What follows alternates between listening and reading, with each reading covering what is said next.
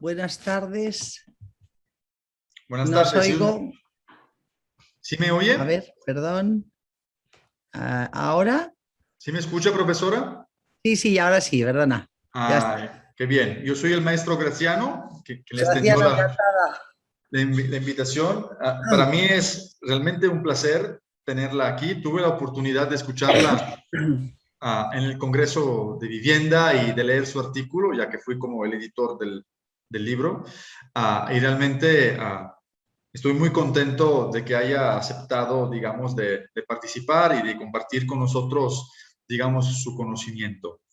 Muchas gracias. Perdonad el retraso, pero es que No, vengo no. del bautizo de mi nieta. No, entonces, bueno, va a estar vamos a tener una conferencia, digamos, con muy buena vibración, ¿no? Muy buena energía. Sí, seguro. Entonces, si me permite, profesora, la voy a presentar a los participantes del diplomado y a las personas que nos siguen en las redes. La arquitecta Carmen Espeguel es catedrática de proyectos arquitectónicos de la Escuela Técnica Superior de Arquitectura de Madrid, con 3 sexenios de investigación. Es arquitecta desde el 1985 con calificación de sobresaliente. Becada por la Comunidad Europea en el 89, realizó el máster en Conservación of Historic Towns and Buildings en la Katholieke Universiteit of Leuven, en Bélgica, y en la Lemer Centre of Conservation, donde presentó su tesis Study and Restoration Proposal for the Maison and Border de Mer, que obtuvo, digamos, una calificación magna cum laude. Es doctora arquitecta desde el 1997 con la tesis Proyecto el 1027 de Gray Guadovici, Drama de la Villa Moderna en el Mediterráneo, que obtuvo el premio extraordinario de doctorado. Su trayectoria se apoya en 3 áreas complementarias: la académica, la de investigación y la profesional. A nivel académico, ha impartido docencias en Italia, en Estados Unidos, en Bélgica, en Holanda, en México, en Brasil y Argentina. Ha escrito libros y numerosos artículos mostrando su pensamiento crítico, donde resaltan Woman Architects in Modern Movement, Collective Housing, 1992-2015, volumen 2, Vivienda colectiva en España del siglo XX, 1929-1992, volumen 1, y muchas publicaciones más. Su orientación en la investigación se centra principalmente en el campo de la vivienda, de la mujer, en la arquitectura y de la crítica arquitectónica. Dirige el grupo de investigación Vivienda Colectiva GIVCO, y en el ámbito profesional dirige la firma Espeguel Arquitectos, cuyas obras han sido reconocidas en diferentes ocasiones. Participa y gana numerosos concursos nacionales e internacionales. Muchísimas gracias, profesora. He tenido que reducir su magnífico y largo currículum. Es que Porque si soy no, mayor. está bien. Soy mayor y ya tengo mucho currículum, eso me sobra. No, digo, esperemos algún día de llegar a tanta extensión nosotros y nosotras. Por lo tanto, bienvenida y le cedo la palabra, profesora. Muchísimas gracias. Gracias a ti, Graciano, un placer y un placer estar en el diplomado de diseño de la vivienda colectiva contemporánea, el Bicoco, que tiene un nombre tan bonito, en Guadalajara, México. Es un placer estar con vosotros. Ya os digo que vengo el bautizo de mi nieta y es un día muy, muy bonito, ¿no? También para compartir.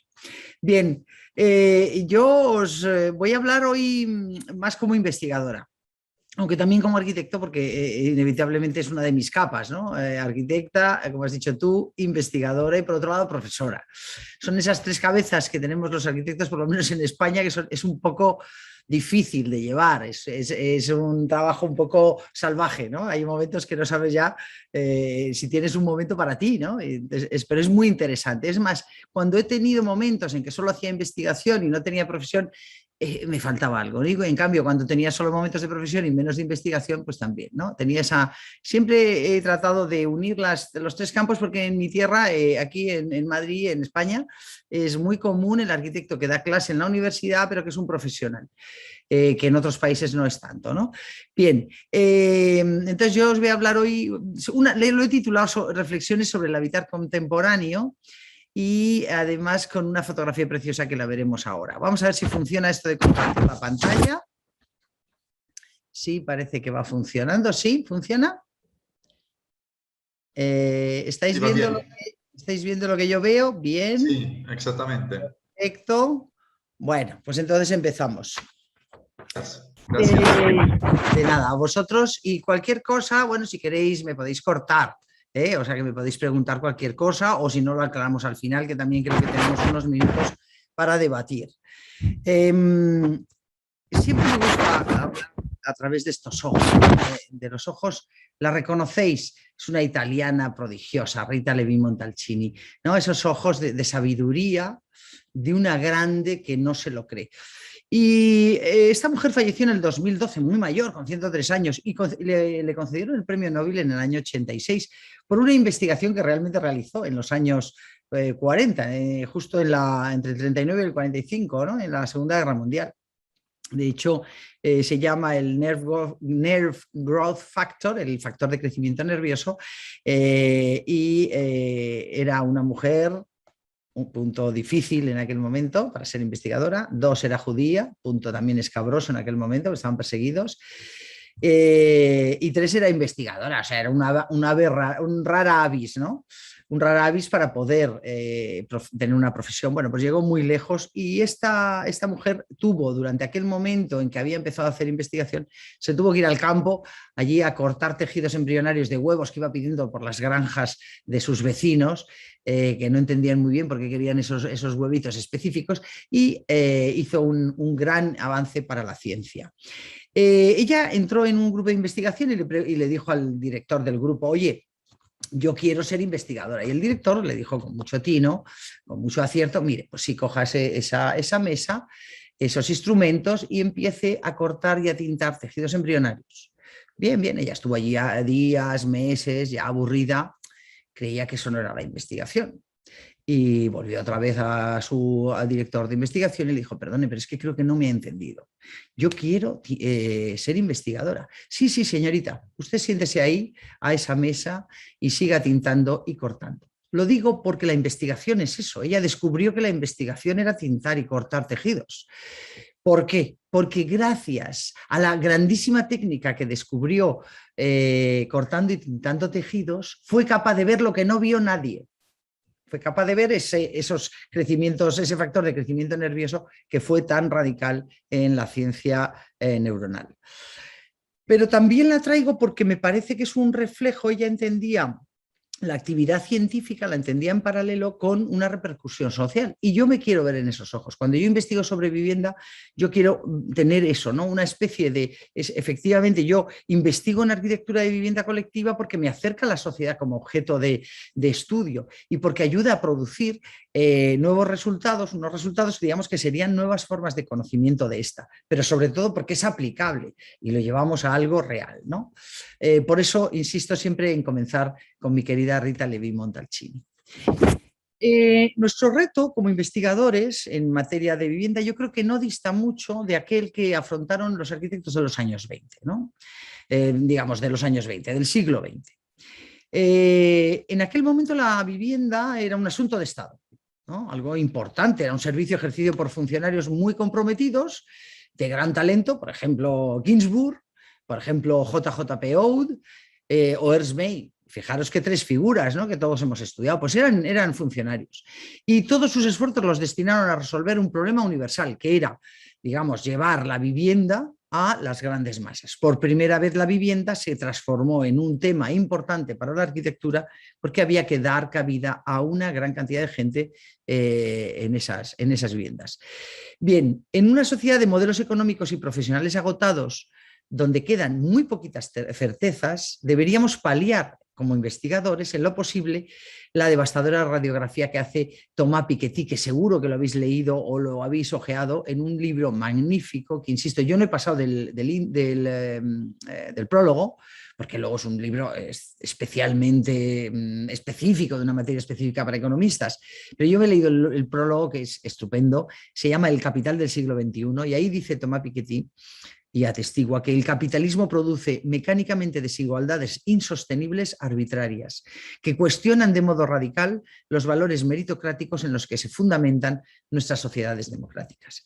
Bien, creo que todos hemos visto, ¿no?, un enorme número de concursos, publicaciones, programas docentes, etcétera, que hablan de flexibilidad en vivienda, accesibilidad, optimización espacial, relación con lo colectivo, etcétera, y están reapareciendo permanentemente. O sea que es algo continuo, no es algo nada novedoso. Pero lo que no admito, digamos, es que las preguntas sean las mismas, que no varíen, ¿no?, durante todo este tiempo y sigamos anclados digamos, a una manera de ver la vivienda rutinaria. Es verdad que nos seguimos sentando en sillas, ¿no?, como estas fotografías ¿no?, que enseñan la vida de las familias en un país del entorno soviético, no sé, deben de ser de los años 70, pero explican muy bien lo que hacemos todos en casa, ¿no? Todos dormimos en unas camas, cocinamos en cocinas, descansamos en sofás, nos aseamos en baños. Lo hemos hecho durante siglos y seguimos haciendo lo mismo. Es por esto, quizás, ¿no?, por lo que esa materialización del espacio doméstico ha variado tan poco, porque seguimos haciendo lo mismo. Y porque además somos usuarios, somos arquitectos, pero además somos usuarios de viviendas. No hemos sido quizás usuarios de hospitales, cuando diseñas un hospital, ni usuario de una iglesia, pero sí somos usuarios todos de vivienda, por lo cual tenemos, en cierto modo, estamos lastrados, porque es muy difícil investigar sobre una cosa que conoces porque has vivido en ella, ¿no? Como os decía, que esa materialización del espacio ha variado muy poco en el curso de un siglo. Pero es cierto que la dependencia funcional de la vivienda es hoy muy diferente a otras épocas, ¿no? La idea de casa como envolvente o como soporte físico, si apelamos, digamos, al subconsciente primitivo, ¿no?, la casa como refugio, etcétera, ha sido superada ya en este último siglo por una noción ampliada del hogar. No es un hogar, este lugar, digamos, en cierto modo, ¿no?, a través del ordenador. Tú te conectas a internet y estás, ¿no?, es como tu hogar. Realmente hay un sinfín de requisitos tecnológicos y funcionales y vínculos culturales y hábitos sociales dentro de esa noción ampliada del hogar. Por tanto, yo creo que el enfoque que le podemos dar ahora tiene una especie de cambio de sentido. Siempre hemos visto la vivienda social o la vivienda colectiva como desde fuera, ¿no?, desde el exterior. Y ahora lo que yo propongo, porque creo que además el interior doméstico lo hemos abandonado, en cierto modo, lo hemos cedido a otras disciplinas, hemos acabado hartos, cansados, cuando llegamos al final de obra ya no quería seguir más, ¿no?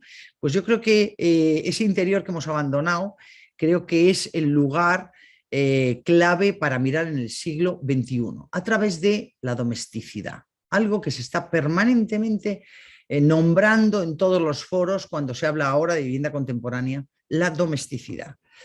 Es cierto que en nuestros días con el capital de vivienda, por lo menos en España, de vivienda nueva esquilmado, no hay nada de vivienda nueva, empieza a haber vivienda nueva, pero privada, digamos, con unos conceptos muy diferentes, ¿no? Pues está realmente esquilmada por la especulación y unos procesos de intervención urbana casi agotados. Yo creo que hay que buscar nuevas grietas donde puedan germinar las ideas.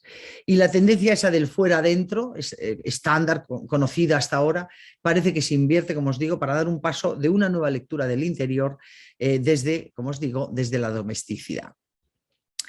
En realidad sería como trabajar en ese espacio potencial, ¿no?, en la célula mínima, en la unidad mínima de ese espacio potencial de una sociedad en la que el límite entre lo público y lo privado, o lo íntimo y lo superficial, gozaría de un dinamismo y una elasticidad inagotables. Ya no podemos pensar en aquellas viviendas donde uno se refugiaba y parecía que el interior era como la calma. La calma ha desaparecido en cuanto han entrado todos estos aparatos tecnológicos y nosotros somos unos emisores brutales de información hacia el exterior. La casa, ese refugio, en cierto modo ha desaparecido. Esa condición ampliada del espacio doméstico no es nada nuevo, ¿no? Y no es una idea nueva. Acordaros, ¿no?, del flaner del siglo XIX, cuando ¿no?, se transcurría horas sentados tomando un café en una galería comercial, tomándose una copita, o cuando el soltero metropolitano, como vemos aquí en esta imagen de Raim Koolhaas, se tomaba las ostras al finalizar su sesión de boxeo, ¿no? Uno se duchaba y casi no tenía que hacer esas condiciones dentro de la casa. Pero también pensamos que cuando el arquitecto arquitecto soñaba, en cierto modo, con una sociedad utópica, como el caso de Hausrucker Co., este grupo de radicales italianos, ¿no? Con esa colonización, ellos soñaban con una colonización del mundo con cápsulas de temperatura, por supuesto LSD, etcétera, lo necesario, ¿no? Para transformar esa realidad que tú tenías en otra en la que tú deseabas, ¿no? Entonces, esos dispositivos avanzados transformaban esa realidad que tú percibías. Yo creo que en cierto modo de lo que estamos hablando es de un impulso tecnológico brutal que sin duda, tanto como ayer como ahora, concibe cada vez más la experiencia doméstica independiente de la arquitectura de vivienda. Este es el nicho en el que a mí por lo menos me interesa investigar y en el que estamos trabajando. Vamos a sacar ahora un libro y en breve ahora os voy a mostrar algunos de los ejemplos y de los temas que me parecen sustanciales del siglo XXI. Y ahora en breve os lo voy a mostrar, ¿no? Y yo creo que es hablar de ese lugar entre la definición de vivienda y la definición de casa. El inglés lo hace muy fácil, home and house o house and home, y nosotros no, es un poco más costoso. Cuando hablamos de vivienda, digamos, es una cosa, parece que es la carcasa, y cuando hablamos de casa hablamos de mucho más, de una proyección personal muchísimo más grande. Andrés Rábago es el roto, es este artista que, como todos los, digamos, los poetas y en cierto modo ciertos lunáticos, tienen esa forma de ver el mundo, ven más que nosotros, ven más allá, ¿no? Están como en los bordes de la racionalidad y entonces por lo tanto son capaces de ver más. Y explicaba esta viñeta, que es la mano abierta, evidentemente está hablando, estamos yo creo en 2007, ¿no? Cuando estalló la burbuja inmobiliaria en el mundo y en España, que hizo muchísimo daño, ¿no? Claro que entendemos, ¿no? Que como ciudadanos críticos entendemos esta viñeta. Él está hablando de esa mano abierta constituida por unos bloques de vivienda, por un negocio realmente que tratan de engullir a la delicada y frágil vivienda de los sueños, ¿no? Con cubierta a dos aguas, con esa chimenea que sale el humo, con su pequeño jardín. Evidentemente estamos de acuerdo con él como críticos, ¿no? Pero como arquitectos, ¿a qué no estáis de acuerdo con él? Como arquitectos yo me alineo con la mano. Evidentemente, yo quiero la vivienda colectiva, yo no quiero la vivienda individual, me parece que es un costo energético brutal, es un costo de territorio salvaje y yo lo que quiero es que haya capacidad para albergar grandes cantidades de personas en esas viviendas, o sea, necesitamos esa otra. O sea que por lo tanto somos, ¿no?, como profesionales comprometidos, lo vemos esta viñeta de una manera, pero evidentemente como ciudadanos críticos estamos de acuerdo con él, ¿no? Ese diálogo, esa dialéctica que se produjo, acordaros con Henry Lefebvre, ¿no? Hablando del alojamiento, pero paradójicamente en aquel momento se denostó lo que remitía en cierto modo a la morada. Bueno, pues en esa digamos, dicotomía entre lo que es una casa y un alojamiento, ahí es donde creo que tenemos que trabajar. Esta imagen de Gerda Taro, que es la que formaba parte del cartel de esta charla, se titula Tres, ¿verdad? Uno piensa rápidamente, sí, madre, hijo, y lo otro es la casa. La casa, ¿no? La casa pues son los recuerdos, lo poco que te permite, ¿no?, meter en una maleta, cargar con ella y llevarla. Es verdad que la casa o la mujer ha sido tradicionalmente la constructora de hogar. Por lo tanto, la mujer se movía y decía un estudioso que soportaba mejor el exilio porque ella era el hogar. En cambio, el hombre cuando perdía la casa como alojamiento, perdía sus raíces. Mientras que la mujer era ella la que constituía el propio hogar. Es verdad que ahora que la mujer se ha ido de casa, ¿qué es la casa, no? Yo creo que es la primera pregunta que nos deberíamos hacer. Bueno, pues esta fotografía de Gerda Taro, que fue la socia de Robert Capa, novia de Robert Capa, que no se llama Robert Capa, que se llama de otra manera, ahora mismo no recuerdo su nombre. Ellos dos inventaron el famoso seudónimo Robert Capa, que utilizaron los dos para publicar sus fotos en el París de entreguerras. Luego vinieron a España y murió en la Guerra Civil Española, digamos, tomando fotografías de la guerra. y fue atropellada por un bulldozer de estos tremendos y murió instantáneamente, ¿no? Pero es muy bonito porque de lo que nos está hablando esta fotografía es que, por lo menos en castellano, ¿no? Tenemos un significado de vivir muy complejo. Yo voy a tratar de simplificarlo para no alargarme demasiado en este tema, es un tema muy filosófico, pero tenemos el vivir del estar vivo, del sobrevivir, o sea, del existir. Y por otro lado, en castellano también el vivir para nosotros es un vivir de estar. No es de estar vivo, sino de estar, de habitar. Bien, en la vivienda es el lugar donde habitan, viven y son las personas. Es un sitio importantísimo, que le hemos dado muy poquita, le hemos estudiado poco, le hemos dado poca economía, poco gasto, poco de todo, ¿no? Gastamos mucho más presupuesto en una construcción de oficinas que en una construcción de unas viviendas. Y es el lugar donde crecemos como personas. Bien, pero también el habitar nos habla, por otro lado, de estar habitualmente, ¿no? Lo habitual, el hábito, la habitación, también nos habla de la morada, del morar, del lugar de la costumbre, del mors moris. Hay una cantidad de conceptos tremendos dentro de esa palabra, ¿no? Del habitar y del vivir. Por un lado, entonces, tenemos el vivir del ser, por otro, el vivir del estar, que es pasajero. Y los ingleses, como os decía antes, lo explican muy bien con ese house and home, ¿no? Home designa al mismo tiempo un lugar físico, pero también un concepto abstracto, en cierto modo psicológico, un estado del ser que, además de hablarnos de los significados de la casa como residencia o propiedad material, nos habla de sus habitantes, ¿no? De sus memorias, como en este caso, de sus valores del afecto, ¿no? Del tener.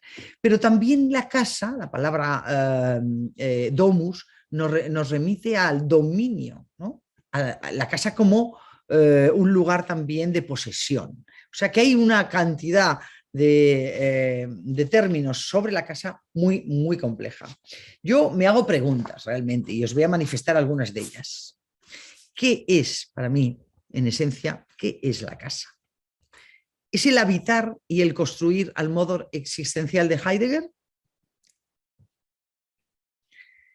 ¿Es ese lugar para el encuentro de la persona consigo misma, donde descubrir sus dudas íntimas, sus angustias y su posterior filosofar? Qué bonita esta imagen de Rachel White, ¿no? que hormigona el espacio de una casa. Son una de estas casas de un barrio londinense que en el año 93 un artista se iba buscando las que iban a ser demolidas y decidió hormigonarlas. Claro, hormigona lo que no vemos nunca, lo que no sentimos, lo que no percibimos, ese lugar vacío. Vemos lo contrario, ¿no? La gran masa que tiene una casa y que contiene una casa. Bien, pero ¿qué es la casa? ¿Es el refugio del yo psicoanalítico, de su interioridad profunda, de su gradual proceso de individuación? O, como estas imágenes nos explican, remite al mundo fenomenológico, a los gestos, a los movimientos o a las situaciones del habitante héroe y sus posibles 1000 caras o máscaras? ¿Es el sueño colectivo de ciertas utopías que eliminaría el concepto de familia y de propiedad material del suelo? ¿O es un privilegio, a pesar de que en la Constitución española lo reconoce como un derecho? ¿Es, a la manera positivista, el lugar para el disfrute y la obtención de felicidad? Fijaros que este es un portal inmobiliario, idealista.com, y nos vende el coche, es una preciosidad, ¿no? ¿Quién nos ha dado un beso en el coche cuando no tiene casa? Bien. ¿O es la estancia pragmática, meramente instrumental y funcional, que se proyecta desde el confort físico instantáneo, ¿no? Hans Hollein decía, la arquitectura es esto, ¿no? Un entorno no físico, ¿no? Te metes una pastillita y ya produces el entorno que necesitas. Es puro impulso tecnológico, que cada vez independiza más la experiencia doméstica, como os he dicho antes, de la arquitectura de vivienda, o es un objeto más de consumo, sujeto a las leyes del mercado. ¿Cuál sería su cotización de prestigio, su valor distintivo como símbolo de estatus social? ¿Es una ayuda para llegar a fin de mes? ¿O es un activo económico con valor financiero que puede convertirse en un parámetro modificador del espacio arquitectónico, pero también incluso de la ciudad? Sabemos que en los mercados inmobiliarios tarzocapitalistas la vivienda se encuentra absolutamente instrumentalizada. Hay un libro fundamental, si estáis trabajando sobre vivienda, que es el libro de En defensa de la vivienda, del año 2018 de Meiden en Marcus, que lo tenéis además en castellano, también si queréis, en inglés y en castellano, que califican a esta instrumentalización, lo califican de hipermercantilización. Pues se convierte en un activo líquido para el sistema financiero. Casi importa más el valor monetario que tiene y que es capaz de acumular esa plusvalía que su calidad espacial y material. Eso importa nada. Inciden en que la propia casa, en la presión, digamos, ejercida económica sobre la propia casa y la mercantilización es brutal y es inasumible. Y sobre todo para quienes les cuesta llegar a fin de mes, ¿no? Esa irrupción dinamita la conveniente separación entre existencia por un lado, subsistencia por otro, ocio y negocio. Bien, hemos visto los sistemas de penetración tipo Airbnb, que en un futuro próximo todas las viviendas estarán disponibles en el mercado, lo que implicará una narrativa postdoméstica, una nueva relación con el hecho de habitar que trasciende realmente la estabilidad de la casa y la sustituye por una noción de nomadismo. Como arquitectos no podemos, ¿no?, ser meros observadores. Yo creo que tenemos que tomar partido, no podemos ser solo testigos de este imparable proceso, aunque tenga incluso ciertos visos de ilegalidad. ¿No? Es un trabajo y nosotros tenemos que estar en ese lugar. Aunque haya, como digo, ¿no?, la vivienda digamos, está lleno de vacíos legales que permiten cuestiones como este tipo, de huecos fiscales y de una normativa, yo creo que súper imprecisa, que cabalga entre lo virtual y lo real. Todos lo sabéis de sobra, ¿no? Ciudades como Barcelona, ciudades como Nueva York, otras ciudades han sido muy transformadas, están siendo Lisboa, sin ir más lejos, Oporto, ciudades que están siendo muy golpeadas por este tema del Airbnb, que hacen que los propios, el otro día leía una noticia sobre Portugal, más viviendas que población, y no son capaces los portugueses de poder vivir en esas viviendas, porque esa vivienda ha cogido tal nivel económico que es imposible de utilizar por ellos mismos. No pueden alquilar una vivienda con esas rentas porque esas viviendas están muy comercializadas por Airbnb y han subido los niveles de ingresos mucho, ¿no?, las rentas. Yo creo que hemos llegado a un momento en que la vivienda siempre ha sido, la cuestión de la vivienda es una cosa antigua, no me la estoy inventando yo. Pero ha llegado, digamos, a una cierta desintegración, ¿no? Desintegración como lo que hemos conocido hasta ahora. Bueno, partiendo de estas premisas, yo creo que se podría analizar y proponer unas ciertas alternativas sobre una suerte de paisaje doméstico, en el cual los espacios del pasado, los de siempre, se modifican, se desdibujan o se reinventan en esas relaciones con el exterior o con las zonas comunitarias del edificio. Dice Junya Ishigami en un artículo muy bonito que se llama No Boundaries Bath, o sea, un baño sin fronteras o sin límites, que además es un artículo de un arquitecto que explica a través de los dibujos qué es lo que está contando. Él dice que lo fundamental, recuerda como tres cosas, pero el punto fundamental para él es que los cambios de la vivienda no van a venir tanto en los usos, que sean nuevos usos, como os digo, seguimos haciendo lo mismo desde hace siglos, sino en las relaciones entre los usos. Ahí es donde cree él que está el siglo XXI, ¿no? Este comienzo del siglo XXI está la búsqueda de la investigación en vivienda, está por ahí, en cómo esos usos de siempre se relacionan de forma muy distinta. Él de hecho hace unos dibujitos preciosos donde coge el baño, que es una pieza claramente clásica en el mundo japonés, que tiene además un enorme, ¿no?, peso cultural, es todo un ritual, el aseo, el baño, etcétera. Como Tanizaki explicaba también en aquel libro tan bonito, El elogio de la sombra, y explicaba qué le pasaba a ese baño si lo iba cambiando y conectando con distintas piezas de la vivienda. Bueno, si iba con un dormitorio, eso, ¿no?, aquí se llama suite, un nombre muy hortera, pero bueno, que lo entendemos todos, ¿no? Si hablaba, pero si lo ponía al lado del bar, ¿no?, o al lado de la cocina. Oye, resulta que la casa cambiaba completamente. Y si lo ponía al lado de la biblioteca también, ¿no? La idea era esa, ¿no? O sacarlo incluso fuera de la casa. ¿Qué ocurría si eso salía fuera de la casa? Yo creo que aquí, a través de esta imagen que os estoy mostrando de la performance que se hizo de la Casa de Vidrio en Chile en el 2000, que por cierto es muy bonito, veis a todos los mirones. Esto es una casa que se construyó en Chile, en vidrio, con una actriz, que es esta chica que vemos aquí, que está haciendo todas las funciones que se hacen en una casa, pero con unas paredes de vidrio. Y lo colocaron ahí en una parcela, detrás de una tapia, y bueno, pues muchos mirones, la cosa del morbo de las mujeres, que la vemos medio desnudarse, que la vemos en el baño, que la vemos haciendo todas esas cosas. Fue curioso porque cuando cambiaron de actor, pusieron a un hombre y creo que el impacto fue mucho menor. No entiendo muy bien por qué, pero fue mucho menor. Bien, pero de lo que habla es realmente de lo que ha pasado con la casa. Ahora mismo la casa es esto, ¿no? Es una cosa desnuda, donde todos vosotros sois, ¿no?, unos emisores de información salvaje con lo que el comercio hace de nosotros lo que queramos. Pero bueno, yo creo que esa idea de intimidad también es verdad que se ha cambiado, se ha trastocado enormemente desde aquellas imágenes de Abramovic y Ulay, ¿no?, cuando se ponían en una puerta y desnudos y forzaban a la gente en aquel montaje a pasar junto a ellos y casi rozarles, ¿no?, y empezar a sentir lo que significaba esa idea de intimidad y cómo se estaba rompiendo, ¿no? Bien, yo creo que una exigencia clave del habitante contemporáneo sería la dinamicidad en los métodos de una eventual adaptación de la casa, ¿no?, para poder alquilar, para poder fraccionar, para poder dislocar funciones, etc. Eso estaría o debería de estar en el ADN de la vivienda. Pero para mí investigar hoy en vivienda implica, por tanto, distanciarnos de la idea bastante obsoleta ya de lo que es la arquitectura como un objeto, que resulta de arduos procedimientos intelectuales, etcétera, que nadie entiende, y en cambio combinar estratégicamente nuestro saber bifronte como arquitectos, por un lado, que investigan y arquitectos que proyectan vivienda. Bien, ahora os voy a resumir lo que para mí y para mis compañeros del grupo de investigación estamos trabajando. Lo que para nosotros son 7 puntos de interés o 7 reflexiones o 7 vectores hacia donde creemos que la vivienda está trabajando ahora y va a trabajar en el siglo XXI un poquito más, ¿no?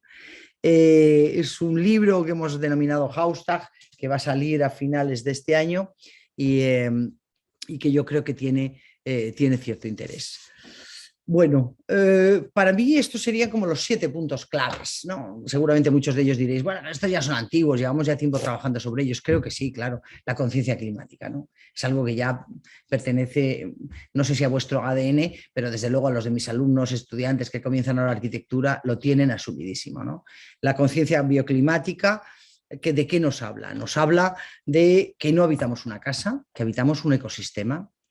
Por lo tanto, en esta negociación, digamos, esta negociación entre el clima y la casa, implica una reflexión clarísima sobre la economía circular, sobre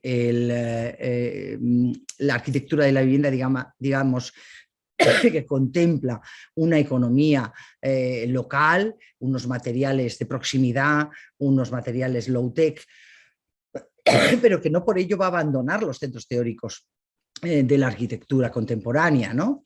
No se trata de una moda formal, sino de un tema crucial en el pensamiento de nuestro tiempo. ¿Cómo afrontamos el entorno natural? ¿Cómo calificamos la tecnología excesiva? Y cómo esa misma tecnología domesticada puede ayudarnos a encontrar un equilibrio entre la construcción y la conservación, del planeta. Los 2 ejemplos que he elegido son 2 ejemplos extraordinarios de este siglo. Life Reusing Posidonia, de Carles Oliver, y otro montón de gente, que no lo he puesto aquí. Está localizada en Formentera, en una isla, en las Islas Baleares, en España. Y fue un proyecto muy interesante porque fue un proyecto financiado por la Unión Europea en un programa que se llamaba LIFE, en colaboración con la Universidad de las Islas Baleares. O sea, era hacer vivienda, pero también unido al tema de investigación. Y además ha sido luego monitoreado, etcétera, muy, muy interesante. La economía circular, básicamente de lo que hablan es de economía circular. 1, a través de materiales. Los materiales se trata de fomentar materiales próximos, de proximidad, como os digo, es una isla, llevar allí un material caro, ¿no? Significa llevarlo en transporte marítimo, tal, es complejo. Por lo tanto, un origen saber el origen de los materiales, materiales locales, en este caso se ha utilizado la posidonia, que creo que la tenemos por aquí se ve un poco. Hemos hecho un análisis sobre los productos reciclados y optimizados, sobre los productos no locales, sobre los productos, digamos, eco-friendly y sobre la reutilización de ciertos productos ya en desuso. Es muy interesante porque, por ejemplo, la posidonia seca, que es un material, aquí se ve arriba, ¿no? Es un material que se recoge en las playas en grandes cantidades, que tradicionalmente se utilizó como un material de aislamiento. Se había abandonado, lo habíamos olvidado y lo recogían de las playas y se tiraba, ¿no? Se tiraba al vertedero. En este caso se ha planteado una recuperación de esa posidonia para la cubierta, para, como veis aquí, no sé si se percibe bien, no se ven aquí los cuadritos ahí a la derecha, ¿no? Cómo son los sistemas de aislamiento a través de esta pieza. A ver, que quito de aquí esto porque si no, no veo nada. Bueno, bien. Pero también la reutilización de materiales de desecho, ¿no? Como por ejemplo las puertas exteriores, las ventanas, etcétera, o estas que vemos aquí, ¿no? También hay una intención de usar materiales de desecho de buenísima calidad, pero que necesitan como una segunda vida, un segundo tratamiento. La utilización de productos artesanales y ecológicos, por ejemplo, como la cerámica cocida con biomasa o con piedra natural o con cal, que se fabrican además en pequeñas empresas locales. A ver, aquí. Bien. El segundo ejemplo, qué pixelado se ve esto, qué pena. El segundo ejemplo que os he traído es el complejo residencial Paul Clermont de Gemur en Suiza. En este caso, el mundo, digamos, de la conciencia climática se produce a través de una especie, le hemos llamado living envelope, ¿no? Un envoltorio vivo, ¿no? Y tiene una topología fantástica, ¿no? Todas estas viviendas que tienen estos patios exteriores, estos lugares que aquí le veis por detrás, pero que están con un cerramiento que realmente tienen una altura suficiente como para sentir una cierta privacidad. Ya veis que las casas están en diagonal para evitar las visiones cruzadas sobre el vecino inferior. Es un proyecto interesantísimo también, ¿no? de sobreposición a través de esta pieza, que es muy bonita, esta pieza en doble altura en unos casos y en altura sencilla en otros, que va, digamos, es un lugar que modifica también la temperatura de la propia casa. Claro, nosotros desde el sur estamos permanentemente pegándonos con la normativa. Uy, qué mal han salido estas imágenes todas, qué pena, lo siento, chicos. Creía que se veían muy bien porque tenían muy buena calidad, pero he visto que no. Bueno, algo ha pasado, no sé qué he tocado y algo he debido hacer mal. Desde el sur somos muy reivindicativos y muy críticos con toda la normativa medioambiental que nos ha venido impuesta desde el norte, tanto desde Estados Unidos como desde el norte de Europa, ¿no? ¿Por qué? Porque hablan de unos mundos que no tienen nada que ver con el nuestro ni con el vuestro. Vosotros cuando tenéis calor abrís la ventana. Bueno, cuando hace mucho calor ponemos el aire acondicionado, efectivamente. Pero nosotros tenemos unos materiales regulares, low-tech. Nosotros tenemos unas viviendas que respiran, nosotros usamos unos mecanismos de protección tradicionales, ¿no? De toldos, como de segundas pieles, de persianas, de lamas, etcétera, que el norte ni los conoce. Nosotros tenemos unas carpinterías que no cierran muy bien, con lo cual la casa pues ventila perfectamente. Abrimos todos los días las ventanas, por lo tanto la ventilación está obligatoria, cruzada, ¿no? Que nos obligan ahora a poner, porque nos han obligado a poner unas ventanas súper exquisitas, que no sale una mínima gota de aire ni entra una mínima gota de aire. Está muy bien para el norte. Yo lo entiendo que funciona muy bien en Finlandia, pero no funciona muy bien en nuestro mundo. Nuestro mundo es el mundo de las topologías estas complejas, de los espacios previos, de los espacios intermedios, y yo creo que este es un ejemplo clave de lo que significa eso, ¿no? Los lugares inter. O los in-between.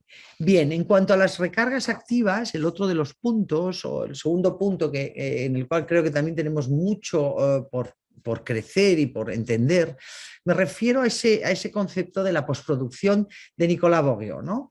¿Qué habla? Dice, realmente él cree que el siglo XX ha sido el siglo de la construcción y que el siglo XXI es el siglo de la reutilización. Yo creo que eso es clave para entenderlo. Y es verdad, ¿no? O sea, la condición de revisar, de reorganizar o de revisitar realmente, de reorganizar, de reutilizar, de redefinir, de volver a capturar, de reciclar lo existente, es específicamente del siglo XXI. No es verdad. Nosotros sabemos muy bien, los que tenemos mucho patrimonio, vuestro país y el mío también, que aquí las piedras romanas se usaban para hacer mercados medievales y que las piedras medievales se usaban para hacer viviendas un poco posteriores. Quiero decir, el reciclaje, incluso de grandes monumentos, pero el reciclaje de lo material está dentro de nuestras venas. Por supuesto, el reciclaje de los monumentos desde un punto de vista muy claro, pero también el reciclaje un poco la Catón y Basal, ¿no? Como ellos dicen, está el 80% hecho, lo único que tengo que hacer es añadirle un 20% de costo, un 20%, pero no de arquitectura, de costo, y consigo la bomba, ¿no? Con todos sus proyectos magníficos que están haciendo con esas adiciones de esas terrazas extras y de esos espacios extras. Bien.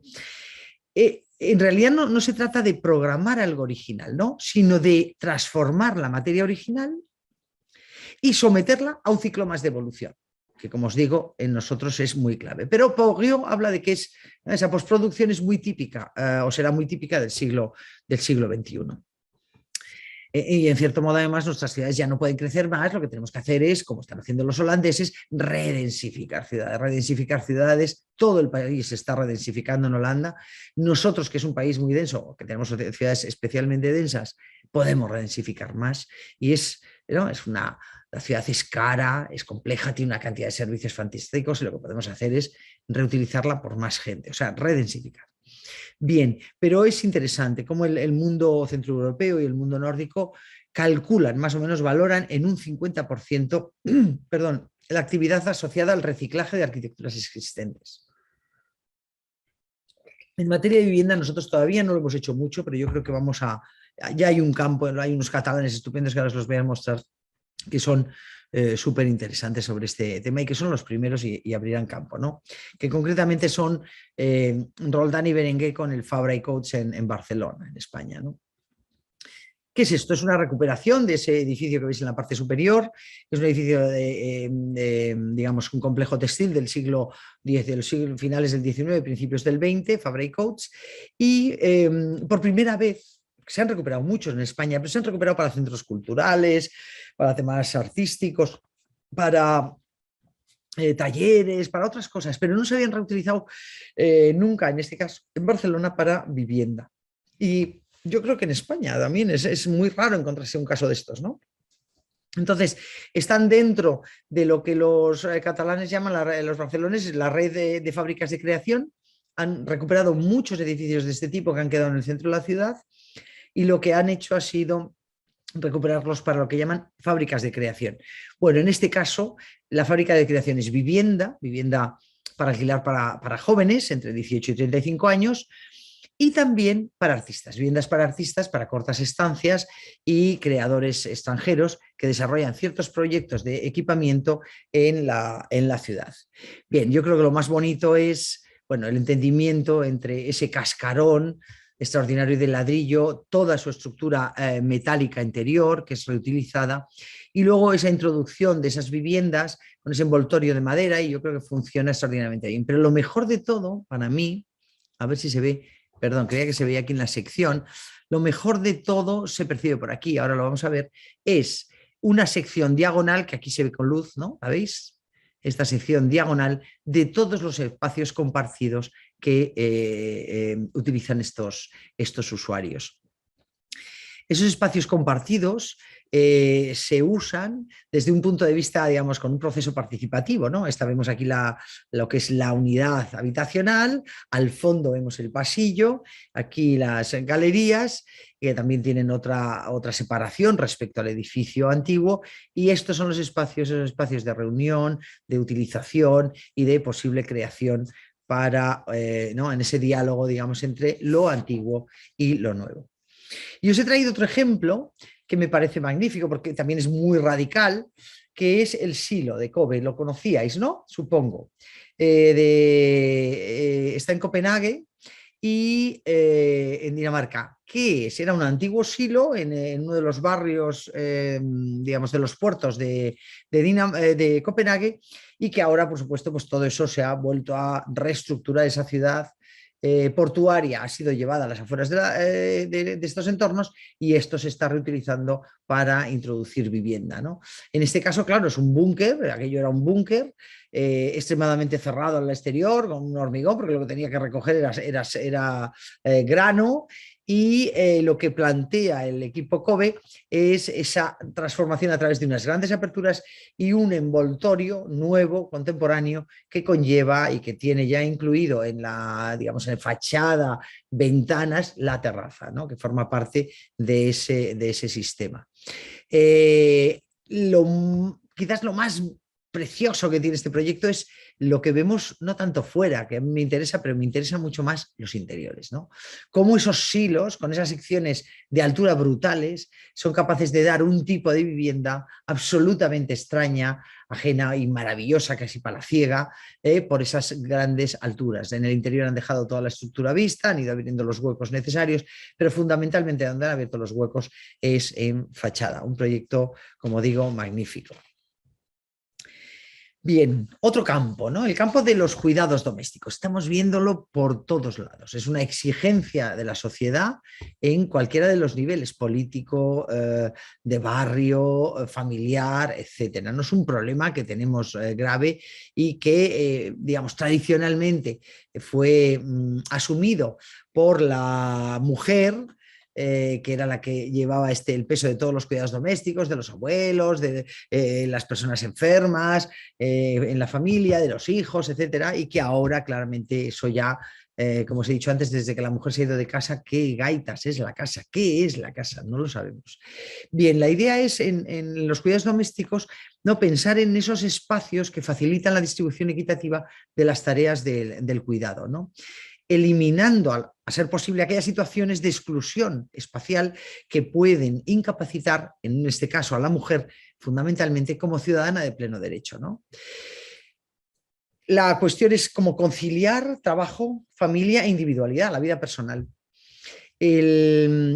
Hablar de comunidad y de individualidad al mismo tiempo, ¿no? Buscar qué espacios intermedios de atención en el ámbito, por supuesto en el ámbito público, pero también en el ámbito privado, en el ámbito de la vivienda, ¿no? Esos espacios de vida en vecindarios, una casa en la que se preocupa uno por la diversidad. Yo os he traído dos ejemplos también de hace muy poco. Este ha sido muy premiado, las viviendas y la escuela infantil de Bonote Zapata, en Ginebra, en Suiza. Y este caso son 49 apartamentos con una escuela infantil. El terreno es cesión por parte del ayuntamiento a una cooperativa que se une para encontrar esos lugares, como digo, de cuidados, esos lugares de acuerdo. Aparte de la guardería, tienen, a ver si se va viendo por aquí, tienen fundamentalmente dos objetivos, que era el ofrecer grandes espacios abiertos y compartidos para los residentes, como estos que estamos viendo, y también el tema energético, digamos, de una forma autónoma, trabajar en la vivienda, digamos, casi consumo cero, era otro de los grandes objetivos de este estudio.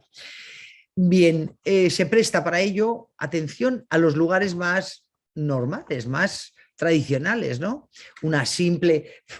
¡Uy, perdón! Es que ha venido un bicho enorme, perdonadme. ¡Oh! Está ahí dentro. Bueno, no sé, espero que no me muerda, pero es que es horrible. Uy, es una avispa, además soy alérgica a las avispas. Oye, esto no me había pasado nunca en una reunión, en una de estas charlas. ¿Me perdonáis un segundo? ¡Qué horror, qué horror! No sé dónde encender. Esperad, que voy a encender otra luz a ver si se va. A ver si soy capaz de echarla. Es que es un horror. A ver, ¿me veis? No me veis. Da igual, porque veis la pantalla, ¿no? ¿Eh? ¿Veis la pantalla? A ver si se va. Está muy cabrita. ¡Oh, sí, ahí se ve. Sí, vale. Ay, se me ha ido la cabeza. Bueno, bien, que lo que os decía es que en este caso pues, es poner atención en cositas, ¿no? las escaleras y los descansillos, ¿no? Que es una cosa que todas las casas tienen, ¿no? Bueno, pues si tú vas a la normativa y pones lo mínimo, pues bueno, pues funcionan para llevar, traer, cuando hay incendios, salir corriendo, etcétera. Pero si tú le das, no sé, en nuestro caso en embajadores, unas viviendas que construimos aquí en el centro de Madrid para embajadores, le dimos un poco más y lo hicimos un poco más alegre. Y por supuesto se bajaban por las escaleras, pero las escaleras no eran una detrás de otra. Era un sitio donde los vecinos se podían conectar, podías poner los tiestos, las bicicletas. Bueno, pues esto es lo que han hecho un poco, como dice Pata, exagerándolo, que a mí me parece magnífico, como veis en este lugar. Esto es un descansillo de una escalera. ¿Qué ocurre? Que es el lugar para, oye, las vecinas se ayudan con los chavales o los vecinos. Tienen también además una cosa que son una especie como de comunidad de 10 habitaciones, o sea, tienen viviendas tradicionales de 2, 3 dormitorios, pero también tienen una comunidad de 10 habitaciones. Tienen, por ejemplo, un gran espacio común que todos los residentes pueden utilizar para reunirse, para hacer fiestas, para tal.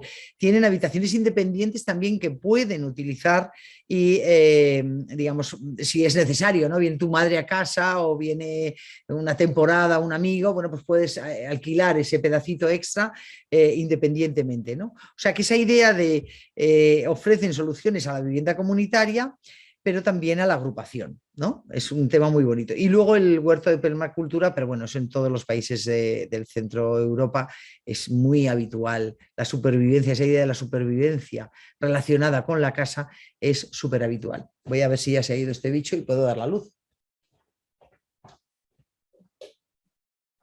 No sé, no sé.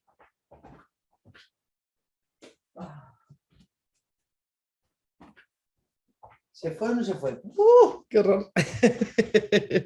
Perdonad. Bien, seguimos. Fijaros qué lugares, ¿no? Que son lugares abiertos, realmente luego, pues si fuera necesario en un sitio frío, que estamos hablando de Ginebra, un sitio muy frío, pero bueno, pues tú luego lo puedes, si quieres, cerrar o no, pero es un lugar ventilado, ya veis que tiene esa condición casi como doméstica gracias al azulejo que han colocado, por lo tanto no es un exterior, se entiende casi como una expansión de la vivienda hacia un lugar común, pero que sirve para los vecinos de este descansillo, sirven para tener ciertos controles en el mundo del care, ¿no? Del cuidado. Y luego os he traído este otro ejemplo que es magnífico, que es la Torre Julià de Pau Vidal, Sergi Pons y Galiana, en Barcelona, que no le voy a llamar una residencia para ancianos, porque no lo es. Es la antítesis, ¿no? Habla más bien de pequeñas comunidades que incluso se perciben aquí como estas 1, 2 y 3 pequeñas comunidades, con esta última cuarta aquí abajo que tiene otras funciones, comunidades de agrupaciones de gente mayor, pero también de temas un poco intergeneracionales. Pero es más que una simple vivienda, ¿no? Para ancianos. Es, como veis aquí, un lugar que tiene una terraza pública al cual puede acceder tu familia cuando viene de fuera, incluso los vecinos del entorno. Tiene luego unas áreas de comunidades entre espacios que usan los que viven en esa planta. Luego tienen otros espacios semipúblicos. Hay un tema de cuidados médicos, también compartido. Tiene como muchos niveles de actuación para el tema de los cuidados y para el tema de el compartir. Y luego en la planta baja pues tienen otras cuestiones, tienen un tema deportivo, etcétera, que también comparten con el barrio próximo. Es un proyecto precioso donde los ancianos y las ancianas pues tienen como pequeñas comunidades, construyen pequeñas familias y por lo tanto no sienten ese vacío tan terrible que se ha visto ahora en las residencias, que además se ha visto que no funcionan para nada. Entonces es otro tipo de funcionamiento. En Italia están trabajando sobre un tema intergeneracional que está funcionando también muy bien y hay unos investigadores estudiando ese tema, ¿no? María Argenti y otros. En cuanto a oye, dime cómo voy de hora porque a lo mejor me extiendo un poco y cortamos cuando tú me digas. Tenemos 20 minutos, profesora, si no queremos pasarnos. Perfecto, muy bien. La nueva gestión. ¿Qué denominamos a la nueva gestión? Hay muchas cosas, dentro de la nueva gestión hay muchas cosas, ¿no?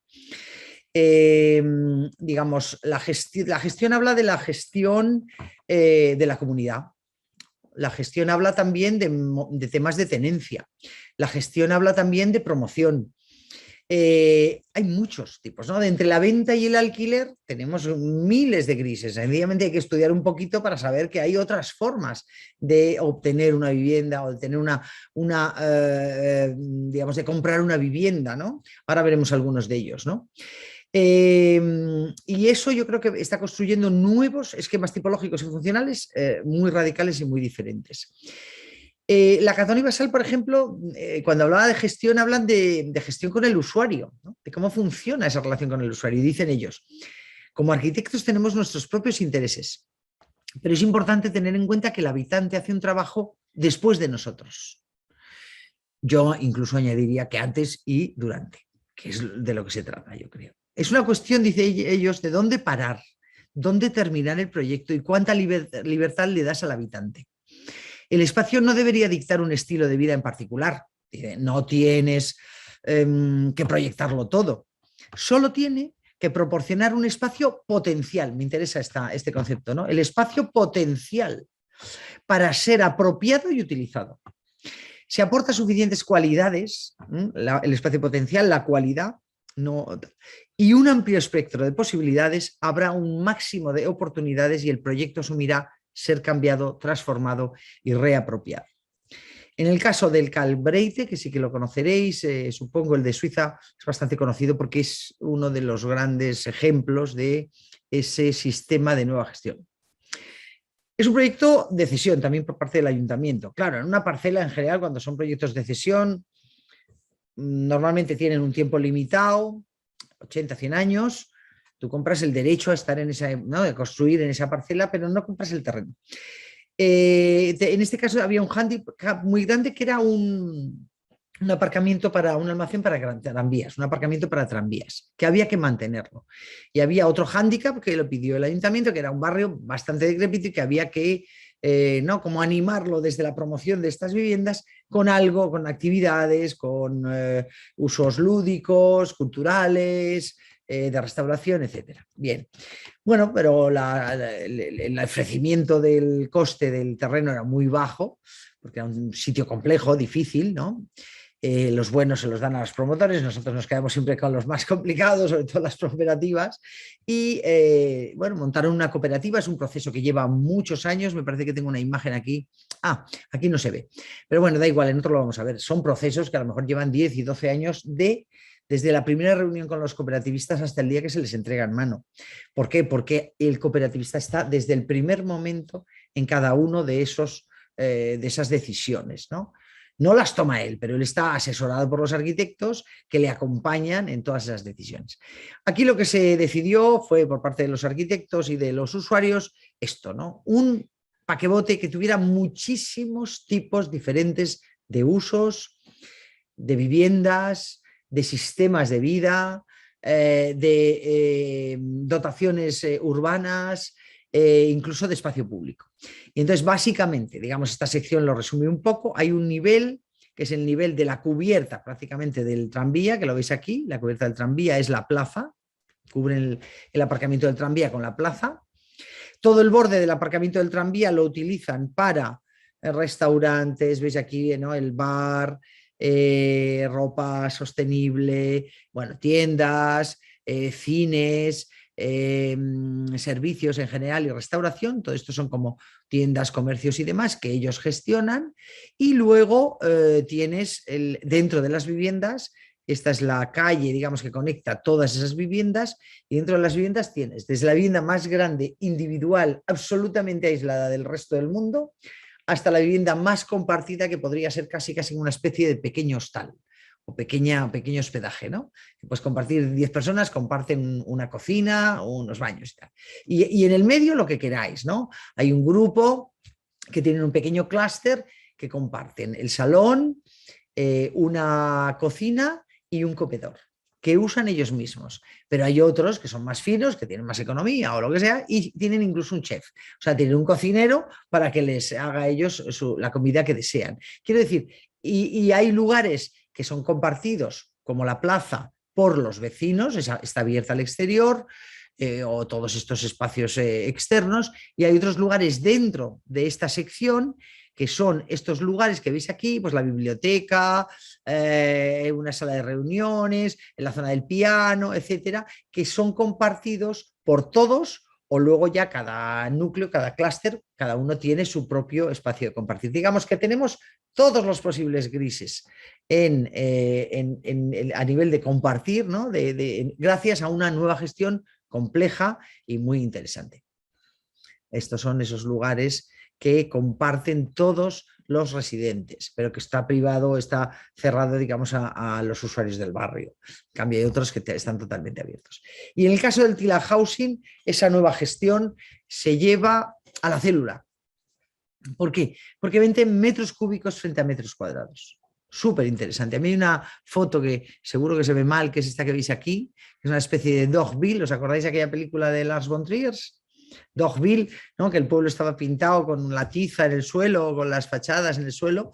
Pues esto es lo mismo. A ti te venden este volumen, que es un volumen de 2 plantas, ¿no? De 2 plantas de altura, libre, que tiene 2 cajitas, que son estas 2 que veis aquí, que son los cuartos húmedos, donde tú puedes aplicar cocina, baños, etcétera. Y todo lo demás es un espacio, es un solar en altura, ¿no? Tú puedes hacer lo que quieras. Puedes hacer un mezzanino, como se ve en este caso, con estos rellenos. Puedes hacer un mezzanino lleno de habitaciones. Puedes partirlo en 2 y tener uno por un lado y otro por otro. Puedes dividirlo en 2 pequeños apartamentos. Puedes dividirlo en uno más grande y otro más pequeño. Puedes hacer lo que quieras, pero tú lo que tienes son unos metros cúbicos, aquí se ve en planta, que puedes, ¿no? La célula mínima, digamos, sería esta, y tú puedes sumar a izquierdas y a derechas y duplicar o multiplicar ese espacio con más dobles alturas o menos en ese caso, ¿no? Como veis aquí con esos interiores. Bien, urbanidades. Cuando hablamos de urbanidades, ¿a qué nos referimos? En el libro que vamos a sacar me parece que lo hemos denominado el urban first, ¿no? Lo urbano antes de nada. Es la única cuestión que nos interesa. Aquí realmente estamos hablando de muchas cosas, ¿no? Por urbanidad entendemos esa relación fundamental entre el hogar y la ciudad. Como yo os decía antes, esa noción ampliada del hogar, noción ampliada de la casa, de la vivienda, hay que entender que la ciudad nos alimenta y nosotros alimentamos a la ciudad. ¿Con qué me refiero a esto, ¿no? Con el paso de los años, digamos, la casa ha ido perdiendo muchísimas funciones. Antaño se hacía jabón, se daba clase a los niños, se cosía ropa. Todo eso se ha ido extrayendo de la casa y la casa se está quedando cada vez como con menos núcleo de funciones. Pero es curioso, porque la pandemia le ha dado una vuelta completamente al calcetín a todo esto y ahora nos ha vuelto a colocar en la casa el teletrabajo, la educación no presencial, aspectos recreativos, el sistema asistencial, todo eso ha vuelto a la casa. O sea que es interesante entender esa relación entre, por lo menos yo creo que es interesante para investigar, entre la casa y la ciudad. Cuando hablamos de una ciudad, de un mundo, digamos, de una ciudad globalizada, estamos hablando de un hogar en cierto modo también global, ¿no? Esa noción extendida del hogar. Bien, como ejemplo, os he traído el Timmerhuis de OMA, en Rotterdam, que alberga unos grandes servicios municipales, unas oficinas y residencia. Es muy bonito porque el proyecto lo que hace es, con ese núcleo pixelado, digamos, esa división a un módulo pequeño, muy pixelado, es capaz de dar cabida a todas esas funciones, gracias a una estructura, también hay que decirlo, inteligentísima, que permite liberar prácticamente toda la planta baja y tener unos espacios públicos interiores y tal, fantásticos. También tiene que ver con recarga, porque veis que está adosada este edificio de aquí de la izquierda, y en esa redensificación que os decía que se está llevando en Holanda, en todos los Países Bajos, este edificio es uno de esos ejemplos, ¿no? Elevar en altura, meter más densidad en la ciudad, apoyándonos en edificios históricos como este que están reutilizados y reciclados. El Timmerhuis, aquí lo veis, ¿no? Esta sería cómo entra, ¿no? La calle dentro del propio edificio, lo atraviesa y sale. Y es muy bonito cómo se va viendo ese análisis que han hecho, como se explicaba, desde el año 30 hasta ahora Rotterdam, cómo ha ido cambiando, bueno, no solo porque en la guerra sufrió un montón, sino cómo se ha ido redensificando en el año 60, en el año 80, y ahora se ha ido redensificando con estos edificios en altura que van colonizando toda la ciudad. Pero la sección la veis aquí abajo, aunque sea en pequeñito,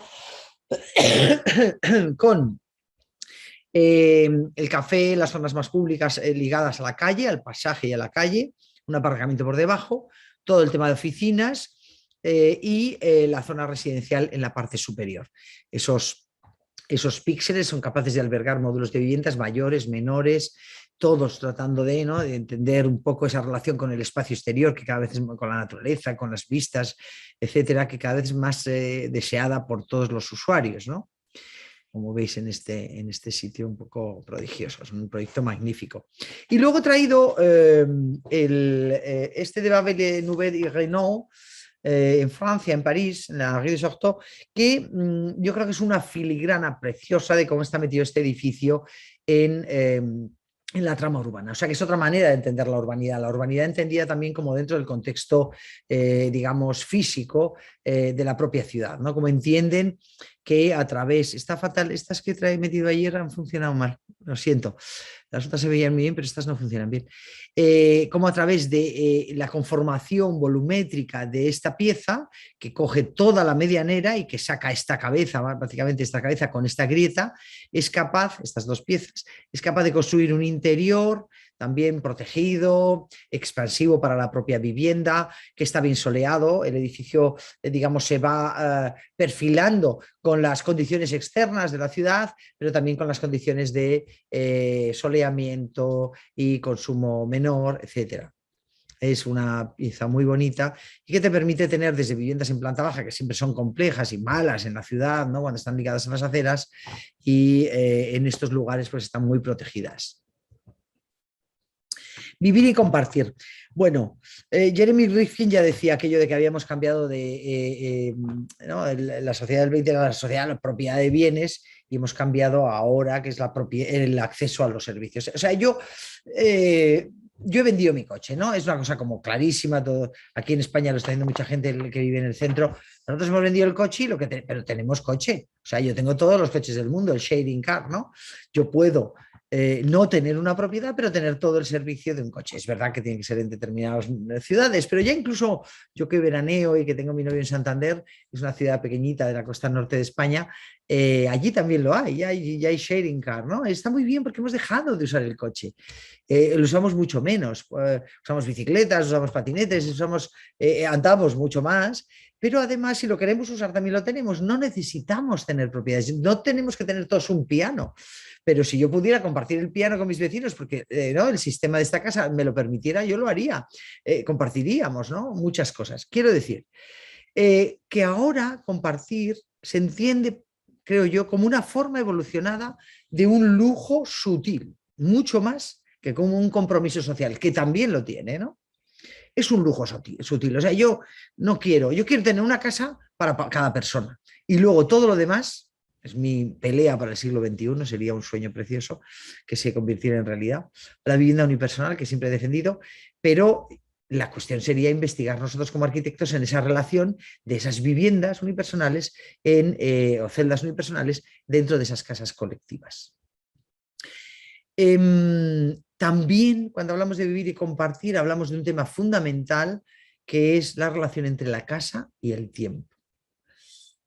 Hay un grupo de investigación que se llama, ¿cómo se llama? Home Economics, que Jack Self es uno de ellos, hay más, pero el que recuerdo yo es a Jack Self, que estuvieron en la Bienal del 2016 de Venecia y que os invito a que busquéis el librito.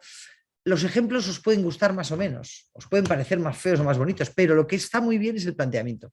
Una vivienda por horas, por días,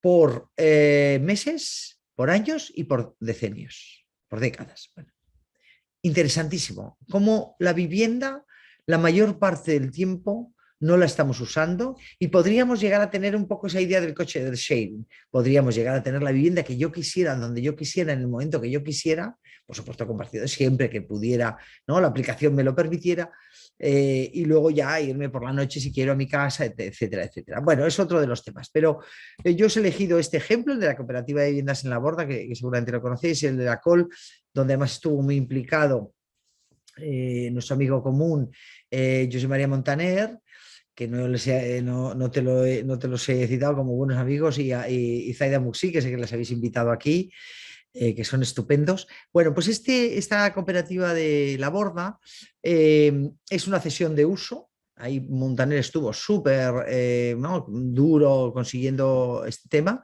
Me parece que tienen un terreno cedido, no sé si son 80 o 100 años. Comienzan en el 2012, aquí se ve muy bien, ¿no? El approach se empieza en el 2012, el primer encuentro, luego los estudios preliminares del lugar, etcétera, ¿verdad? La fase 2, fijaros, 2015, 2016, yo creo que se las han entregado en 2020 o 2019, finales. Realmente ha costado, ¿no? 8 años construir esta historia, una historia muy bonita, donde además hay distintos niveles de, digamos, una metodología compleja que hay que aprender, tenemos que aprender los arquitectos porque tenemos que ser los que lo lideremos, creo yo, con más gente, pero es un tema muy bonito. Por ejemplo, para el diseño colaborativo de la infraestructura comunal, digamos, de tal, eso fueron toda la cooperativa. Para la elección de las opciones de vivienda, la decisión la toma cada unidad de convivencia, y para la apropiación de los espacios, cómo los usamos, etcétera, pura gestión, cada individuo, ¿no? En el uso diario. O sea, cómo vas entrando a los distintos niveles de gestión con distintos actores distintos. Pero otro de los temas que a mí me interesa de aquí es esa idea de que frente a lo que hemos estado haciendo tradicionalmente, que es el top-down, o sea, nosotros hacemos unas viviendas, las entregamos y nos vamos, este es un sistema bottom-up. Estos tipos, estas del primer momento, saben cómo se construye, inciden incluso en el sistema constructivo, que es todo un sistema de madera, etcétera, muy ecológico, muy bonito. Y mira, aquí tenemos a Josep María, no lo había visto aquí, al lado del perrito.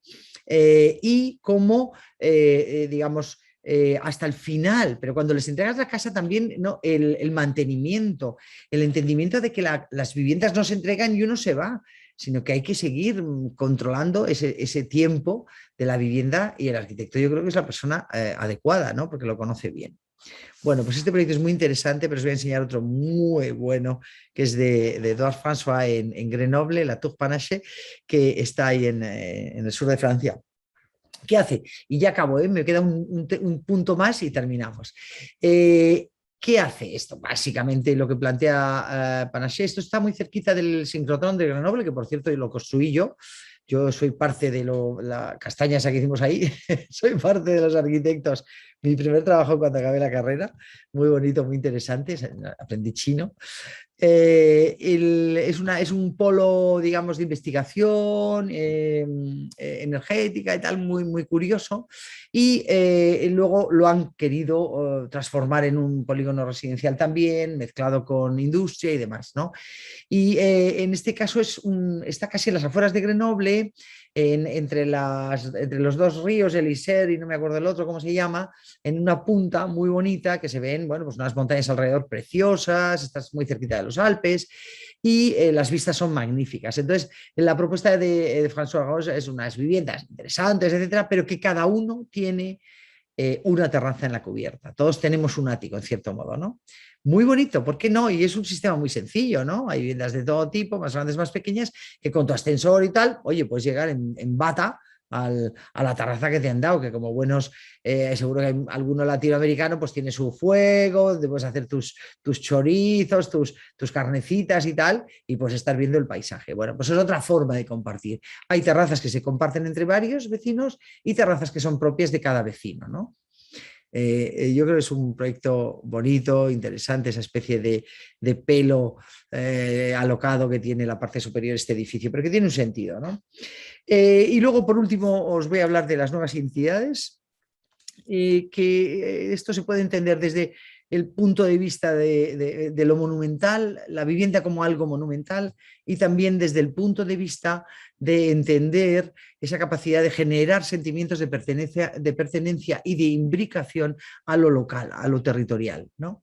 Desde el monumento, el primero de ellos es este, que es elegido, la nueva identidad, en este caso de So Fujimoto y un equipo de franceses que se llama el White Tree, que está muy cerquita, seguro que lo recordáis, está en, ¿cómo se llama la ciudad? En Montpellier, y está muy cerquita del proyecto aquel de la posmodernidad más salvaje de, ¿cómo se llama este hombre? El, Bofill.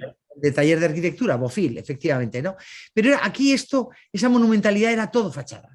Era, ¿no? Detrás de una columna tenías un váter, era una tontería, ¿no? O tenías una ventanuca pequeña, miserable, ¿no? Que no influía para nada al interior, pero eso sí, tenías fuera una columna salomónica alucinante, ¿no? En cambio, aquí, esa monumentalidad yo creo que se le ha dado a otro término, que es un término, digamos, más doméstico, como es aquí la monumentalidad a través de la torre, lo que significa una torre, un elemento vertical, singular, que veis aquí cómo se va adaptando para que no produzca interferencias visuales, etcétera. Pero a mí me interesa que se produce a través de este elemento, que es un elemento absolutamente doméstico, como es la terraza. La monumentalidad no lo conseguimos con órdenes jónicos o dóricos, lo conseguimos a través de esta extremada grande terraza que te permite estar, ¿no? En un lugar y apropiarte de él, ¿no? Incluso las terrazas están conectadas en algunos de los casos en las viviendas más grandes unas con otras. Y el último, que es ese otro territorio de la identidad a través de una lectura de lo local, como es el caso de Víctor López Cotelo, pero también tenemos a Chino Zucchi en Venecia, a muchos otros, que es en Santiago de Compostela, Caramoñina.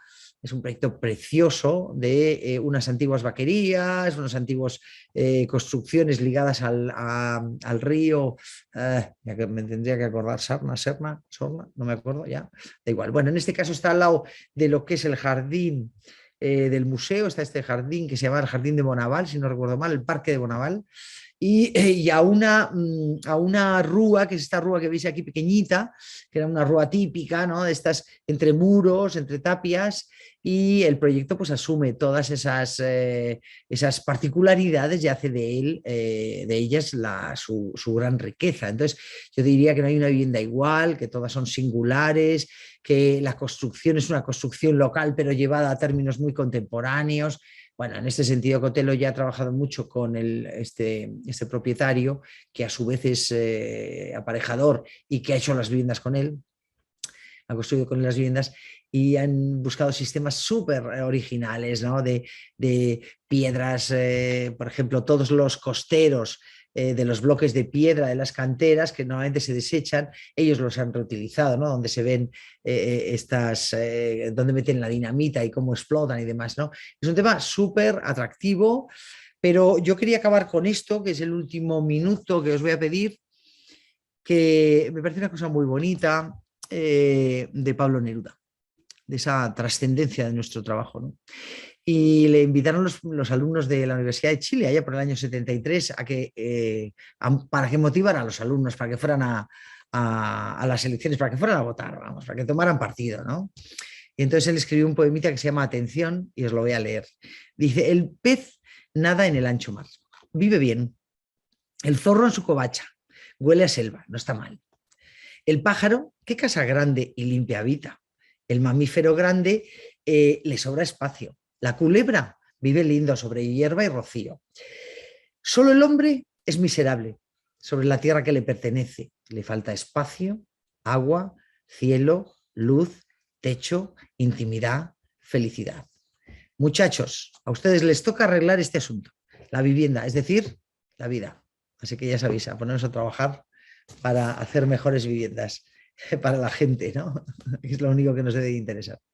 Muchas gracias. Perdonadme que me haya retrasado quizás un poquito. No, profesora, la verdad, digo, si todos y todas se atrasaran así, pues estaríamos encantados realmente de estar horas escuchando. ¿Eh? Qué cariñoso eres. No, realmente, digo, ha sido una plática, una conferencia muy densa, así a mi parecer, con diferentes puntos, ¿no? Que nos deja una tarea que es seguir investigando, seguir estudiando, ¿no? Para estos nuevos retos, nuevos antiguos retos, ¿no? Que Sí. tenemos, ¿no? En este siglo XXI, para el futuro. La verdad es que yo me quedo mucho con esta cuestión que usted analizó, ¿no? Como podemos decir, repartida, ¿no? En estos 7 puntos, ¿no? Que nombró, que es esta cuestión de la domesticidad, ¿no? Es decir, entender qué es al día de hoy la domesticidad, ¿no? Porque al final, como usted bien comentaba, al final más o menos en la casa seguimos haciendo las mismas cosas, ¿no? Pero como son estas cosas en el siglo, en la contemporaneidad, ¿no? Y con otro discurso que yo creo que sobre todo, digamos, aquí, por ejemplo, en la realidad de que estamos viviendo en México o en la contemporaneidad de Latinoamérica, el urban first, ¿no? Es decir, que al final la vivienda es este ingrediente principal de la ciudad y por lo tanto, si no entendemos, ¿no? La vivienda colectiva como el ingrediente básico, ¿no? de la ciudad, si no entendemos que la ciudad es esta grande vivienda colectiva, ¿no? Y seguimos Claro. pensando simplemente en los edificios, muy probablemente el futuro que estamos construyendo no será tan bueno, inclusivo, etcétera, ¿no? Por lo tanto, pues la verdad, yo le agradezco muchísimo su presentación. Espero luego poder publicar, ¿no? Su texto y esto no es un halago, poder tener y poder leer su libro, ¿no? Porque creo que podría de una cierta forma enriquecerme Y muchísimo. os va a interesar, sí. Sí, yo creo que sí. Dejo la palabra aquí si alguien quiere muy rápidamente hacer una pregunta a la profesora, que al fin y al cabo, no obstante digamos, los bichos y las cosas, llegamos al final, Ah, ¿eh? menos mal, Entonces, menos mal. Es que no, no, tengo un techo diseñado por mí muy bonito, que es una biblioteca. No sé si la veis, a ver. Ahí la veis, ¿no? sí, Es una biblioteca, es la sabiduría, estoy bajo la sabiduría. En mi casa, porque ya no me entraban los libros en ningún lado, entonces me inventé esta fórmula que es muy de Eileen Gray, que yo la estudié bien y se me gran ocurrió hacerlas. arquitecto. Y entonces, sí, sí, la arquitecta de los años 30. Y el caso es que, oye, se metió ahí, me dio pavor. Es Pero vamos, normal. preguntad si queréis. ¿Alguien quiere preguntar algo a la profesora Carmen Stegel? Yo tengo Jaime, una pregunta. Yo, sí, Sí. bueno, Jaime, dale, por Jaime. favor. Bueno, Dale, primero Jaime. que todo, increíble charla. Wow, qué cantidad de conocimiento en tan poco tiempo. Muy, muy Ay, buena. perdón. Pero me queda una duda grande y es, por ejemplo, en la mayoría de los ejemplos que mostraste, son edificios que, si bien intentan redensificar ciudad o sea, como volver a darle la cara a esa ciudad, se empiezan, a mi concepto, se empiezan a volver una especie de edificios aislados de ella. Caso como el, por ejemplo, el de Oma o el de la Torre Juliá, porque, o sea, se equipan tanto que pienso que ya no sería inclusive necesario salir a la ciudad para terminar de hacer nuestras actividades y además teniendo en cuenta que con la pandemia el trabajo volvió a la casa y el estudio volvió a la casa, como lo decías. Y si además de eso tenemos esos espacios casi que públicos para, no sé, 200 personas que viven ahí, son barrios completos dentro de un edificio. No se le está dando la espalda un poco a la ciudad a Yo, través de eso. yo creo que no, vamos, el de OMA clarísimamente no. El de OMA son unas oficinas municipales, está lleno de gente que entra y sale, ¿no? Y que va a los cafés, o sea, que la ciudad y el edificio están completamente conectados. No son, el edificio no es un edificio hermético tradicional de viviendas. ¿No? Prácticamente, además, los locales comerciales, como las bodegas italianas, digamos, abrían afuera, pero no tenían conexión con el interior. Ahora, muy al contrario, lo que se plantea, como en el Calbreite, ¿no? Es que todo eso tenga que ver con los residentes, ¿no? Yo creo que no, yo creo que en el caso del Timmerhuis, clarísimamente es la propia ciudad que entra dentro. En el Timmerhuis es la calle que se construye, calle interior, casi pasaje, y atraviesa el edificio, tiene varias entradas y salidas, por lo tanto no es solo una entrada unidireccional. Es verdad que eso no funciona en muchos sitios y menos en Latinoamérica. Es complejo, eso es una de las cosas más complejas porque por el nivel de inseguridad, digamos, eso es preocupante. Aquí en España en algunos sitios funciona y en otros no. Nosotros siempre queremos que los edificios estén abiertos y luego rápidamente cuando llegan los usuarios nos ponen la valla y se fastidió toda la unión, ¿no? Depende, si estás en un barrio seguro, en un barrio con gente que lo entiende mejor, etcétera, no pasa nada y funcionan. Si estás en barrios un poquito más de, a lo mejor un perfil económico más bajo, donde hay más violencia o más conflicto, pues no pueden funcionar. Pero vamos, en Irlanda funcionan estupendamente. ¿Por qué? Porque es una sociedad, dentro de que por supuesto hay muy ricos y muy pobres, también, como en todos los lugares del mundo, es una sociedad que les da un poco de vergüenza, ¿no? Digamos, que se les note que son ricos y que entonces hacen mucho por nivelar. Por ejemplo, en Holanda no hacen viviendas sociales como en España en edificios autónomos o manzanas y en otros las viviendas privadas, sino que las hacen conjuntas. Fíjate qué bestia, ¿no? Eso a mí me parece alucinante, eso es pura gestión. Y de hecho es una gestión compleja, pero yo estoy todo el día peleando aquí con los políticos de España para que lo hagan. ¿Qué significa?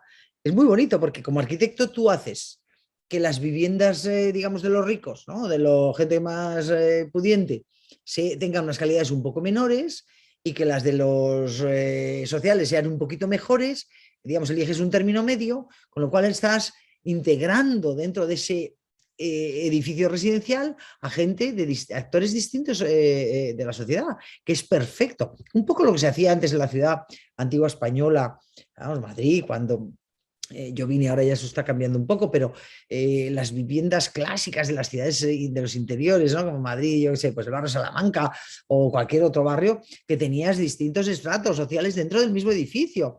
Y vivía el portero, y vivían las personas que limpiaban, y vivía gente más humilde en los interiores, y vivía la gente más noble, con más pasta en los exteriores, en el plano noble. Digamos, era un mix social fantástico. Eso lo estamos perdiendo, porque estamos haciendo polígonos para parejas con 2 niños, un horror, ¿no? Van polígonos para solteros, no sé qué. Oiga, perdone, yo quiero que la vivienda sea un compacto, un mil hojas, que esté dentro de la ciudad. A mí me parece que esas viviendas que hay ahí, esas del Timmerhuis, tienen un poco eso, son muy porosas. La porosidad es otro de los términos que más se está utilizando ahora en el mundo de la vivienda, la porosidad también, ¿no? La redensificación, la porosidad, etc. O sea, hacerla porosa la vivienda con la ciudad y con otros usos, no trabajarla como un gueto. Bueno, eso es lo que yo he entendido. Y el otro que ponías, ¿cuál era? El otro ejemplo que has puesto, ¿cuál era? La Torre Julia. Bueno, O Julia. la Torre Julia, perdona. Dotaciones deportivas, en la parte inferior que nos las he contado. Creo que tienen un pequeño centro médico. Y luego, claro, las viviendas de los ancianos son unas viviendas, vamos, extraordinarias, que comparten unas comunidades, hay 3 o 4 comunidades que tienen unas unidades en sí mismas y otras cosas que usan todos ellos. No, es un lugar muy, muy abierto. Es verdad que en el mundo de los ancianos no puede entrar todo el mundo, digamos, pero es un lugar muy conectado. Yo creo que no, pero bueno, discutiremos en otro momento. Bueno, muchas gracias. Nada. La última pregunta, ¿alguien tiene otra pregunta? Ha sido un placer, estar aquí con vosotros. Aprovechen. les he dejado muertos. Lo siento, no quería llenaros de tantas. Yo tengo un comentario. Quería abriros la cabeza para que no seáis capaces de dar otras respuestas. No, la verdad es, profesora, que pues, cosas, ¿no? nos ha animado mucho, ¿eh? Bueno, Germán. me alegro. Yo tenía un comentario pequeñito. Sí, no es Germán, pregunta, pero me gustó mucho el término y cuando hablabas del solar en altura. Sí. Y de hecho, ayer tuvimos una clase con Graciano y veíamos como el tema de la periferia de cómo la autoconstrucción. Entonces me quedé como pensando en ello y que pues cómo de pronto muchas veces la autoconstrucción se asocia a lo social, a lo que tienen bajos recursos, porque es que no le da para comprar la casa terminada, sino que la tiene que terminar. Pero entonces qué bonito esta idea de poder terminarla o poderla hacerla en altura, o sea, como que también existe el concepto de autoconstrucción en altura. Entonces es algo que me llamó mucho la atención y justo me estás un ejemplo que era la pregunta. Es fundamental y es un caso viejo ya. Digamos, Houbraken hablaba, que seguro que os lo ha contado José María, Houbraken hablaba de el soporte y el infill, ¿no? El soporte y el relleno. Y él decía, el soporte lo hacemos los arquitectos, soporte él entendía por estructura, instalaciones, comunicaciones, verticales, escaleras, ascensores. Y lo otro se lo dejamos al usuario, que es el que quiere. Yo cuando acabo una casa aquí en España y se la entrego a los usuarios al día siguiente, hay un contenedor y tiran todos los inodoros enteros porque no les gusta el color que les he puesto blancos. Oye, ese dinero es un dinero enorme. Los holandeses hay un concepto que le llaman la vivienda básica y es un poco eso mismo. No es el solar, porque este es un solar con altura, que tiene un matiz, el que hemos visto, pero los holandeses dan pisos con unos acabados súper mínimos. Dan un baño geriátrico para todos, ya seas mayor o seas joven. Te dan un baño geriátrico, pintado, barato, un suelo barato y prácticamente sin acabar. Oye, llegas tú y lo rematas como te gusta. Que te gusta el suelo de pintitas, lo pones. Que te gusta madera en las paredes, lo pones. No gastas ese dinero, implicas al usuario y el usuario lo personaliza, lo tunea como le gusta a él. Y son tíos muy inteligentes y mucho más ricos que nosotros. Será por algo, porque gastan el dinero donde hay que gastarlo, no a lo tonto, ¿no? Entonces, si a mí me dejaran no poner inodoros, bañeras, que luego el señor en cuanto llega, porque no le gusta a su señora, lo tiran al contenedor, sería perfecto.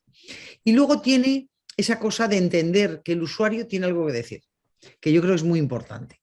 Eso es lo que está planteando ahora. En este caso, va más allá, porque no le das nada y él puede construir en altura. Y es muy, muy bonito también, ¿no? Pensar que le puedes dar un loft para el típico, modernito, jovencito o soltero como yo, que le das un loft y se lo pasa a pipa, lo llena de libros y punto.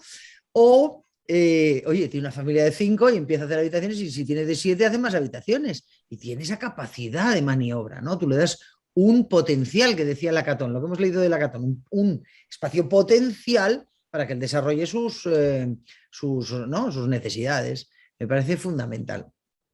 Muy interesante. Ya te digo, desde un punto de vista, desde la economía, en el caso de que fuera vivienda social del Estado, una economía, una salud, podemos dar más viviendas porque vamos a gastar menos dinero.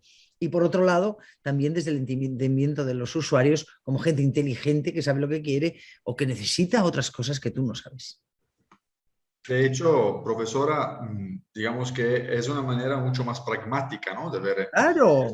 De ver el tema, porque al final este tema de la perfectibilidad de los interiores, así como lo platicaba Jean Nouvel, ¿no? En su Nemaus, Claro. donde al final se definían esos Sí. núcleos básicos, incluso la escalera, ¿no? Era metálica, así como muy básica, barata, rápida, y luego al final, Claro. de una cierta forma, incluso a las personas se le da la posibilidad que vayan, ¿no? Modificando, personalizando su vivienda en función de su bolsillo, ¿no? Es decir, a ver, no tengo el dinero ahora, pues, pero a lo mejor en un año lo voy a tener. Cosa que al final, por ejemplo, esto lo vemos también en el tema del mercado, digamos, de la compraventa, ¿no? Muchas veces sucede que, por ejemplo, tú aquí vendes la vivienda. Esta es una cosa que a mí personalmente me ha chocado desde cuando he llegado a México, ¿no? Porque al final, por ejemplo, en Italia... Eres italiano, ¿no? Sí, de Sardeña. Y en Italia, por ejemplo, cuando se hacían los departamentos, pues tú entregas el departamento con las puertas, etcétera, pero no le pones cocina, no le pones muebles ni nada, ¿no? Porque al final, pues, por cómo yo lo he vivido, por cómo yo lo he visto, al final el habitante que te compra el departamento, a lo mejor incluso ya tiene sus muebles, que a lo mejor se está mudando de otra casa, ya tiene sus cosas y por lo tanto allí las va acomodando, ¿no? A cambio, por ejemplo, por la experiencia, ¿no? que estamos viviendo aquí, incluso en la oficina, lo que sucede es que cuando tú proyectas un departamento ya se lo das con la cocina acabada, que sea blanca, etcétera, con los closets, ¿no? En la pared, ¿no? Entonces, siempre hay como esta reflexión, ¿no? Incluso con mi socio, porque también tenemos esta parte profesional. Yo comparto con usted esta visión de docencia, investigación y práctica, ¿no? Entonces, lo que sucede siempre estamos reflexionando a ver cómo podemos hacer, porque nosotros en la oficina tenemos como esta visión de redensificar el centro de la ciudad de Guadalajara, que se ha ido despoblando en los años, ¿no? ¿Cómo podemos hacer para tener desarrollos, ¿no? Que de una cierta forma sean asequibles para las personas, ¿no? Y que estén en el centro de la ciudad, porque lo que nos importa es el centro, ¿no? The urban first, ¿no? Lo que es la infraestructura ya que existe, ¿no? Entonces, claro, ¿qué empiezas a hacer, no? Le quitas esto, le quitas lo otro, ¿no? Sabemos que cuando una vivienda tiene un buen diseño, eficiente, y al final te ahorras muchas cosas, ¿no? Pero lo que no he podido todavía conseguir, digamos, es una batalla, digamos, muy dura, es este tema de quitarle la cocina y de quitarle los muebles y que cada quien se ponga los suyos, ¿no? Porque esto, si lo vemos bien, digo, cuando uno ya no piensa solo al departamento, sino la inversión, imaginémonos de un edificio Claro, entero claro. de 30, 50 departamentos, pues son 50 cocinas, Es 100 mucho. armarios, etcétera, es mucho dinero. Cuando yo creo que de una cierta forma incluso podría ser interesante, ¿no? De una forma Diferir. pragmática. Claro, hablas con las personas que hacen las puertas y hacen las cocinas, ¿no? Ellos de una cierta forma incluso tú puedes hacer un contrato y dices, a ver, a los clientes, a la gente que vaya a vivir, yo te los mando, ¿no? Pues este es lo básico, tú le haces un precio de favor, porque al final te los mando a ti, pero si quieren la cocina amarilla, pues se las haces amarilla, si la quieren negra, se la haces negra, si la quieren blanca, blanca, y la puerta si la quiere con vidrio o sin vidrio o lo que sea, ¿no? Entonces, Y esto al final difieres ayuda, incluso. claro, ayuda a que Difieres incluso al pago más adelante, cuando tengan esas claro, posibilidades. esto es, ¿no? Y nos damos cuenta que muchas veces somos nosotros mismos arquitectos Los que que les tenemos forzamos. el prejuicio que no vaya a funcionar, ¿no? Exacto. Cuando al final dices, a ver, a mí lo que me importa, la necesidad de que tengo que solventar ahora es tener un techo, ¿sí? Luego, que las puertas las ponga en 3 meses, no pasa nada. Pero ahora mismo yo con lo que tengo puedo acceder a esta vivienda, ¿no? A Sí, sí. cambio, tú le das como ya de una cierta forma, esto nos lo enseña la industria de los coches, ¿no? Tú te puedes comprar el coche básico y en la medida O que el tú que tengas tiene dinero todas las dices, cosas. ¿no? Lo vas tuneando, ¿no? Pero sí, qué Sí, bien. sí, es cierto, es cierto. Ya digo que Profesora, estos holandeses son muy pragmáticos. así es. Muy listos. Digo, a nosotros europeos del sur tampoco nos disgusta ser europeos No, del no, sur. no, no. Sí, es un tema muy interesante, el ir mejorando la casa con el tiempo. Yo se lo digo Así siempre a es. mis clientes, no quieras terminarlo todo ya. Hay que vivir la casa y ver dónde hemos acertado más, dónde hemos acertado menos y ir transformándola, también ir acabándola. Pero tienen que decir ellos, tienen mucho que decir. Es muy A lo mejor interesante. porque al final, como decía usted, ¿no? Uno se gasta no sé cuántos miles de euros en Europa, en España, en Italia, lo que sea, y resulta luego que pues el color de los armarios a la semana ya no me gusta y qué vamos a hacer, Y lo ¿no? han Entonces, tirado, lo han tirado, lo entonces han tirado. Una cosa que hemos pagado todos los españoles. Lo han tirado ahí a un vertedero. Es para sí, matarles. es algo Para lamentable, ¿no? matarles Debería porque de es ser un dinero que hemos reflexionado. puesto todos. Nosotros, vivienda social, es un dinero que estamos pagando con nuestros impuestos, que es magnífico que se hagan viviendas, pero no se puede hacer eso. Tienes que tener una No. cierta responsabilidad social, tío. No puedes coger eso porque no me gusta el blanco que me ha puesto y lo quiero verde. Ya te lo pondrás más adelante, pero ahora tira con ello. Así Absurdo. es, así O no lo es, pongamos. así Ahí es, será. profesora. Bueno, Profesora, realmente ha sido un gusto, la verdad, el estar gusto ha aquí sido con mío, usted. ¿eh? Ha sido increíble, la verdad. Pues tengo kilos de apuntes que vamos a usar, ¿no? Transformándolos en Me ha libros. encantado veros a todos. Por cierto, no hay chicas en este grupo, qué raro, ¿no? No, de hecho sí habían, pero una no vino y la otra debe ser que le cayó la Ah, línea. bueno, bueno, bueno. Nada, un placer estar con vosotros. Me ha encantado, aun siendo el día de la cosa de mi nieta, que me he levantado hemos empezado a las 10 de la mañana o a las 11. Y cuando me he levantado a las 7, 6:30 de la tarde para venirme a casa para dar esta conferencia, me decían, no, pero no te vayas. Digo, no, no, lo voy a hacer en casa, que estoy mucho mejor, que aquí hay mucho alcohol y no puede ser. Así que nada, un placer, cuando queráis. Le ha dado, digo, todo ha salido bien. Me alegro, me alegro. Pues Muchísimas nada, gracias, profesora, que esté muy un bien. abrazo fuerte y mucho ánimo. Hasta Chao, luego. chao. Bye bye. Adiós.